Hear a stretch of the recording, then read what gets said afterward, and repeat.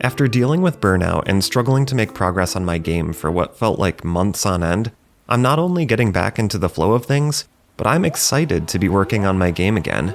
And I can sum up the reason why with one 10-second clip of gameplay.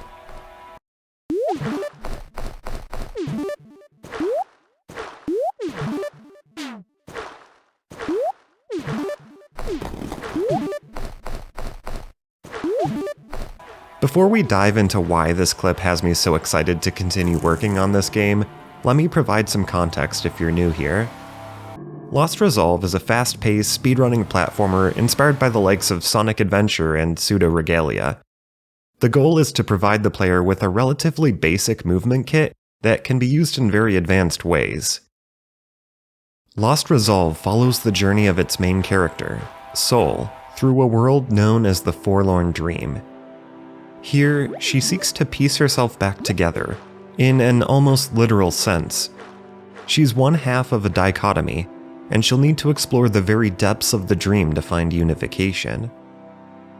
I began work on this project in late April of this year, with almost no prior game development experience. Well, unless you count this absolutely horrendous Sonic fan game I worked on in middle school. What began as a casual attempt to make a platformer controller ignited a spark of passion that blossomed into a full-fledged project. Since then, I gave the project a name, which everyone hated, and immediately pivoted to something more meaningful and decided to give the game a story. There has been constant iteration from that point, and a tutorial area evolved, as well as the first few levels.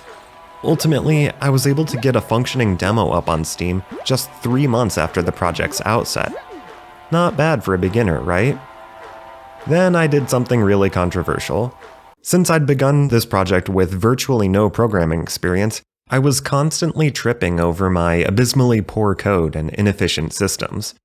Just as an example, I had a separate script for the HUD in every single level to save the level times because I didn't know how to use export variables. So yes, it was pretty bad. Because of this, I decided to start from scratch and refactor the project entirely. In addition, I decided to start working with an artist on custom assets for the game so it could have its own unique visual identity. If nothing else, I wanted to take a shot at realizing what I thought was the game's true potential. A lot of you were super supportive of this decision, but there were also more than a few who thought I was making a mistake and should have just muscled through and finished the current version of the project. And while I certainly could have done that, and while it would have been a heck of a lot easier than beginning again, I wanted to make something I was truly proud of, rather than finish the project just for the sake of saying I did. Now, let me give some credit to the doubters. This decision has proved to be pretty overwhelming. In conjunction with some very difficult life circumstances, for a decent length of time I felt legitimately stuck. Even after completely refactoring the movement script, adding a new ability, and getting the basic mechanics working again, blank canvas syndrome was absolutely paralyzing me. Every time I started to work on a level, I almost immediately hated it, which has resulted in almost half a dozen iterations of the first stage. It's also worth noting that even though the movement script was virtually unchanged compared to the previous version, the character's height was changed.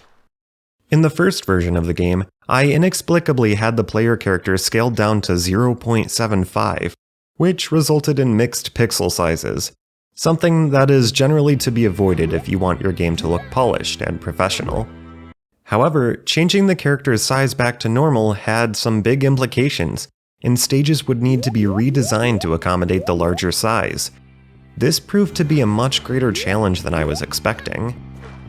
No matter what I tried, nothing seemed to be working, and my efforts seemed to pale in comparison to the scrappy first iteration of the game, which, if nothing else, had a bit of rustic charm. I even considered giving up, migrating the first version of the project to 4.3, and just finishing out the remaining levels with a decidedly worse workflow, mixels and all. I wish I could point to a specific strategy or principle I used to overcome this feeling, but in all honesty, there hasn't been one. Instead, it's just been a steady grind, coming back to the project whenever I have energy to make any progress I can, no matter how small. And as I've said so many times before, if you keep persisting, eventually even the most impassable barriers are going to erode. This all brings me back to that 10-second clip. From the beginning, Lost Resolve has been about using a simple movement kit in advanced ways, and until recently I was truly struggling to design levels that seemed as exciting to speedrun as the ones in its clumsy first iteration. But eventually, something was bound to click, and that moment happened just the other day. Let me break it down for you. In Lost Resolve, you can run, jump, wall jump, and slide. The slide grants a burst of speed and can be used to quickly gain momentum, to pass under small gaps, or to break destructible walls. If you slide and immediately jump, you'll go much farther than a standard running jump. While airborne, you can perform a ground slam, which breaks destructible floors. However, if you slam down onto solid ground and jump shortly after, it'll chain into a bounce, which sends you considerably higher than a standard jump. And yes, I'm sort of wearing the Pseudoregalia inspiration on my sleeve with this one. Note that the bounce does not require a separate jump input, meaning that if you press jump and immediately roll onto the slam input while still holding jump, you can perform a bounce as early as a frame later. This is known as an insta-bounce, and you guys simply would not let me get rid of it. Got all that? Good. Let's keep going. If you jump and ground slam, then buffer a slide and immediately jump again, you can gain the momentum from the slide while still executing a bounce. This is known as a super jump. Both slide jumps and super jumps will send you higher if you're ascending a slope. In particular, slope super jumps can be used to access locations that would otherwise be impossible to reach. Finally, you can perform a mid-air dash by pressing jump while airborne, which will either send you straight forward in the direction you're facing, or home in on a target if a targetable object is in range. This ability can be used to quickly change directions while airborne, stop the character's ascension for more precise ledge grabs, or to give a little extra distance to cross gaps that would be otherwise impassable. Now that you understand Lost Resolve's movement, here's what's happening in the clip. Immediately upon starting the level, I turn left and execute a super jump to reach a platform on the left. A series of wall jumps is used to ascend this shortcut, chained into a bounce to reach the first checkpoint. This is quickly followed by a slide jump to cross a short gap, and another slide to maintain momentum. Next, a slope super jump is chained into a mid-air dash to reach this otherwise inaccessible ledge. A slide is used to maintain momentum, and then a slide coyote jump is used to position the character for a relatively precise super jump, which threads the needle through this gap. This is a deliberate homage to an infamous section of the level's first incarnation. Then we have a problem. There's a destructible floor just below the character, and since we already super jumped, which is technically a use of the bounce ability, we aren't able to ground slam again to break it. Falling down and performing another bounce after touching the barrier would be slow, so instead, we'll kick off the wall to reset the ground slam and break the barrier. And this was the exact moment where things clicked for me. This is how I wanted Lost Resolve to feel. Fast, precise, and exhilarating. A game that rewards calculated movement and provides the excitement of discovering new strategies and shaving off seconds. Or, if you want, you can play at your own pace. Forgo the shortcuts, explore alternate paths, and find collectibles.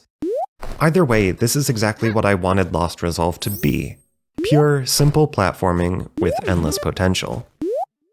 Suffice to say, I'm finally starting to feel like things are moving again for this project, and I couldn't be more excited. I'll dive into a few of the other changes and improvements in just a moment, as well as some of the future plans for the game, but first, I want to take a moment to thank Brilliant for sponsoring this video. If you're interested in game development, chances are you value creativity, curiosity, and learning new things. A mindset oriented toward consistent learning and growth will get you far, and that's why I think Brilliant is an incredibly relevant service here. For those unfamiliar, Brilliant is an online service and app that promotes learning by doing, and has thousands of interactive lessons on topics like math, data analysis, programming, and AI.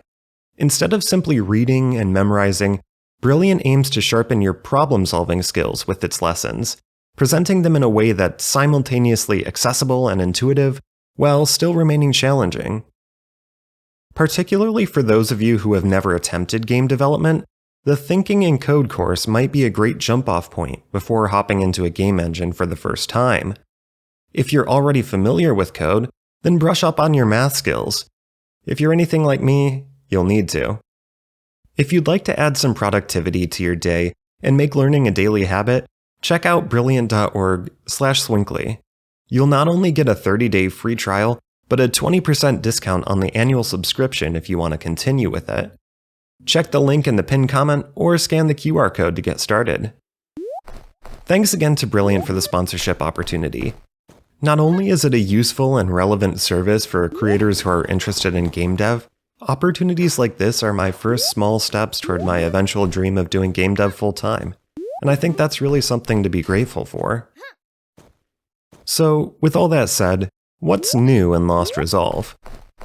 I realized that to truly develop momentum with this project, I needed to be immersed in the world, and it would be a good idea to start off with the tutorial area from the ground up. However, I wanted to try something a little different this time. Since the Forlorn Dream is just that, a dream, I wanted the tutorial/hub world to feel ethereal and otherworldly. So I searched for a ripple shader, link in the description, to place over the hub world to give it more of a mysterious appearance. The black background is just a placeholder for now, and in the future I may use a distorted version of the regular background, or something else that feels a bit abstract. In the action stages though, you're going to get more visual clarity, as well as vibrant colors and designs, like fragments of reality strewn about the dream.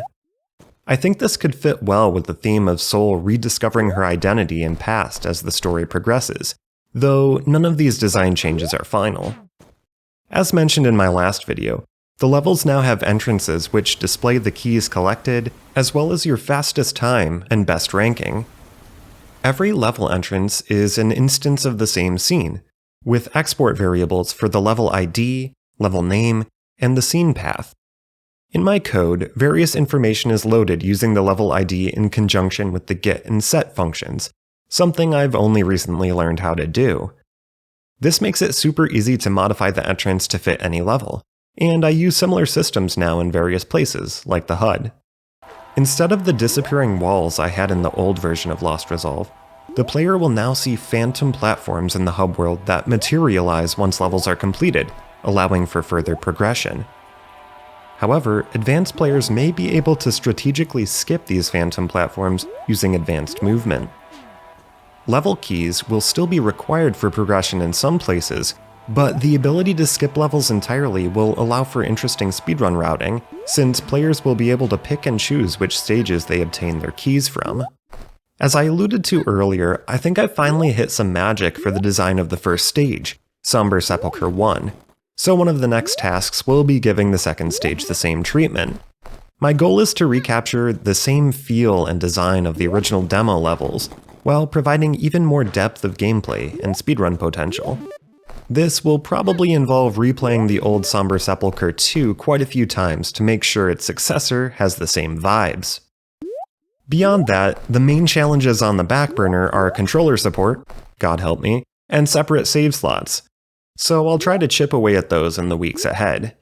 I've set an ambitious goal of creating an MVP, minimum viable product, of the game before the end of the year, and while it's certainly a tough goal, I'm excited to be back on the grind.